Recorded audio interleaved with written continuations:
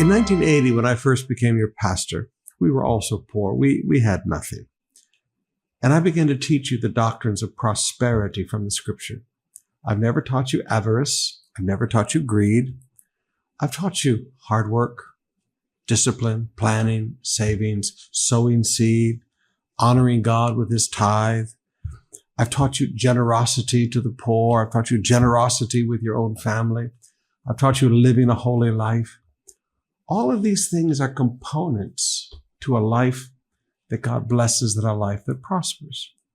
Now, I will be the first to admit that there are people out there who take a few of the truths of the doctrines of prosperity and misuse them. But you know what? There are people that take a few of the truths of grace and misuse them. There are people who take a few of the truths of hell and misuse them. There are people who take a few of the truths about being born again and misuse them. Doctrines can be misused, or doctrines can be taught properly and bring great blessings to people's lives.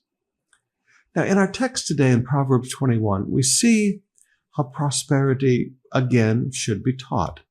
That it is not just about sowing a seed. It's not just about tithing. Those are pieces of it.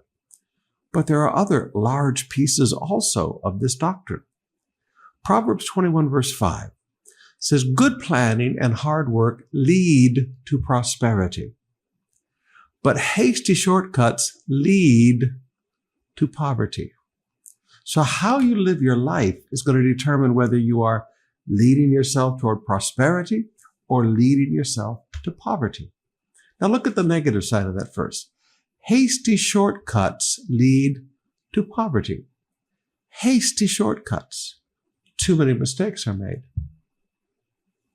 Not enough thinking goes in. Not enough getting wisdom from others and standing in the counsel of wise people. In a multitude of counselors, the Bible said there's safety. Hasty shortcuts lead to poverty.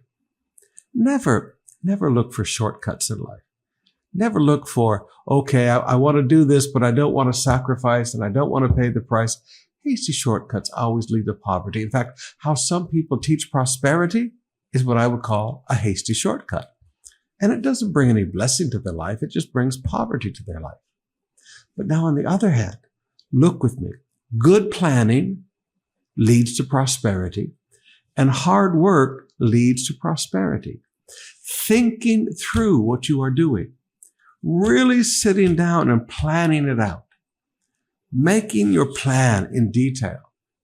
How am I going to do this? How am I going to fund that? Who's going to do what? What are going to be my milestones? What is a proper speed to work at? What am I really trying to accomplish? Where do I want this to bring me? Proper planning, sitting down and planning through how to do something will lead you to prosperity. And hard work. Now, there are some people, they can make the most beautiful strategic plans. But you know what? They're lazy as can be. All they want to do is sit at a desk and make a plan. But making a plan requires something added to it. Good planning and hard work. It's not enough just to plan. And it's not enough just to work hard. You have to combine hard work and good planning. Now, combining hard work and planning is a beautiful truth. But look at the hard work now. We've talked about planning. Hard work. Not just work, hard work. Now, please don't get mad at me, but sometimes young people, you want everything to be easy. You read books on the 4-hour work week. You read so many books on life balance that, forgive me, you're out of balance. I mean, these people write books on work-life balance. You know what? When there's a job to do, you got to get it done. You need to feed your family. I looked at a guy one time and he was just so lazy. He said, I just want to spend more time with my family. I said, dude, excuse me? You need to feed your family. And he just looked at me. I said, you need to learn to work hard and feed your family. Now, straight up talk. You're not going to prosper in life without hard work. Now, take that hard work, combine it with good planning. Kaya, when you work hard, you're accomplishing something. There's nothing worse than working hard and getting nothing done. All right. Good planning makes your work productive.